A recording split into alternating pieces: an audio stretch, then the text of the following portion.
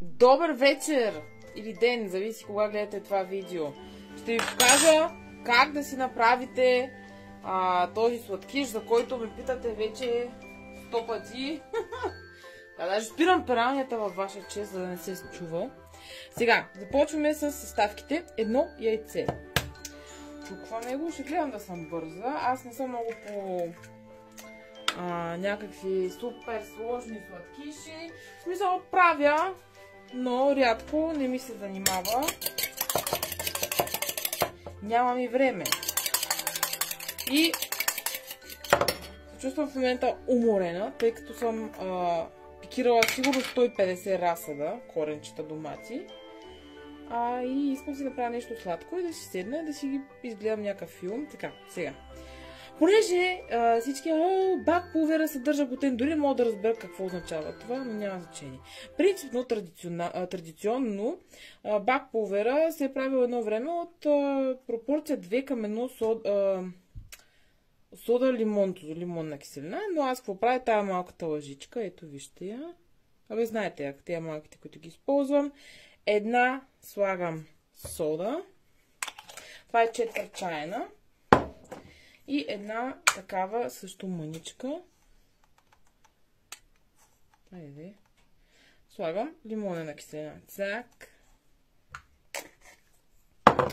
И почваме. И сега гледайте каква магия ще се случи пред очите ви. Гледайте какво става.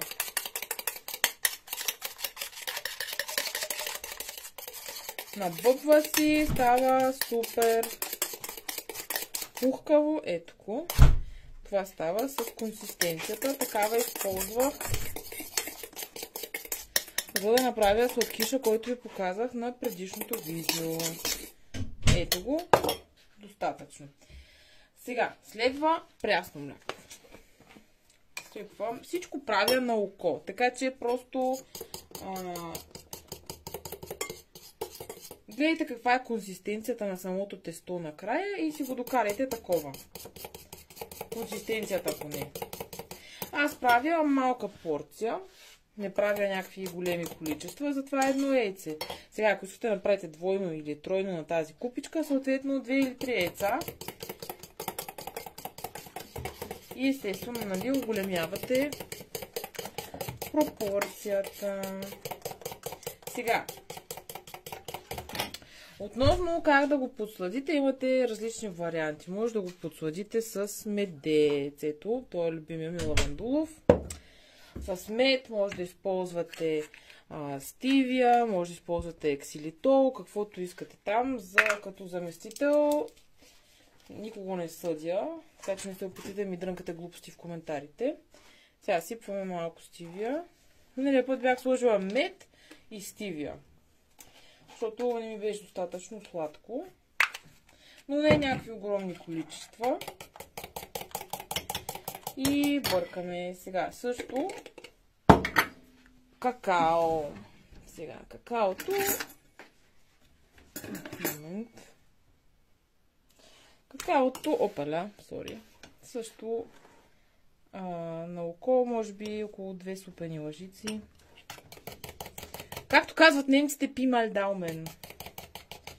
Аз обичам на око да си правя нещата. И те горе-долу повечето пъти ми се получават. Така, разбъркваме го това, да се смеси хубаво. Сега също може да добавите малко чия. Половин до една супена лъжица. Не много.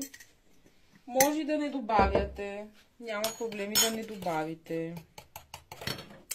Също така използвам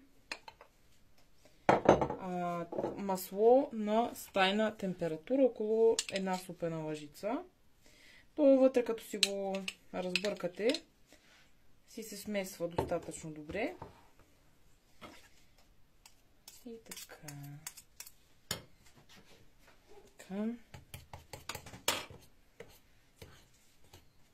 Трябва без масло. Не препоръчвам да слагате олио или някакви други. С масло си е най-хубаво. Но, нали, това в крайна сметка, ако нямате пък друго, Може да сложите кокосово масло, то ще е интересно, ще даде интересен кокосов привкус. Така, добре, ще продължа това да си го бъркам, без да гледате. И последната съставка идва от моя огромен буркан с увесени трици, за които също има видео как си ги правя. И ги добавям, докато стане тестена консистенцията, т.е. на кексово тесто, което е и сега ще ви покажа. Така. Ето да разбърквам последната част. Исках да кажа, че принципно можете да добавите, ако искате ваниля, някакви ядки, каквото намерите за добре. Давам ви някаква основна такава базова линия, по която може да си направите този сладкиш без брашно. И естествено доста по-здравословен от всичко останало. Може да го изпечете във фурна, може да го сложите и в микровълновата, по желание. Аз го изпекох този, който е от първото видео, и го изпекох във фурната. Доста бързо стана, някъде за 10 на минути. Сега, ако искате да сте екстра фенси, може да сложите черен шоколад вътре и някакъв друг шоколад. Или никакъв шоколад, правете каквото искате, давам ви идеи просто и не ми пишете тъпи коментари на забележките и идеите ми.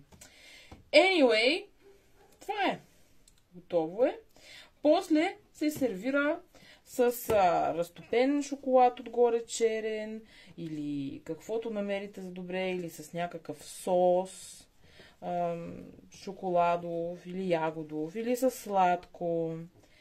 Каквото намерите за добре, само ви препоръчвам, преди да го сложите, да го печете, да го пробвате и така.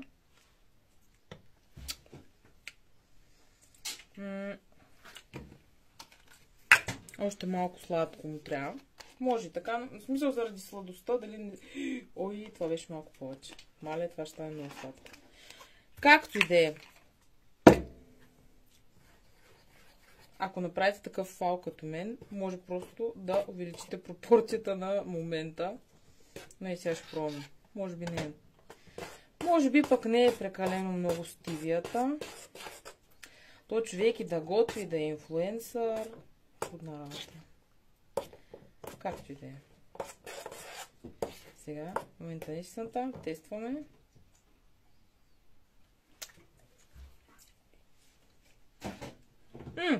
Добре, не съм прекалила. Ето е консистенцията. Горе-долу така трябва да изглежда вашето тесто. И го слагате да го печете в фурната.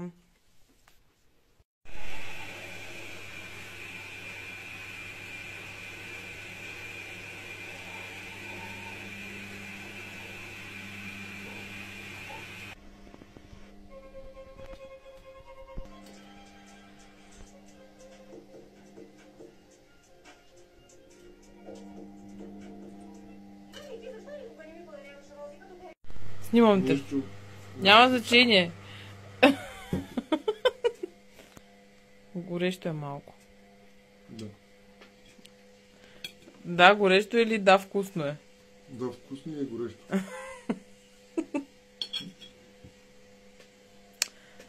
Да ми пречи. Да.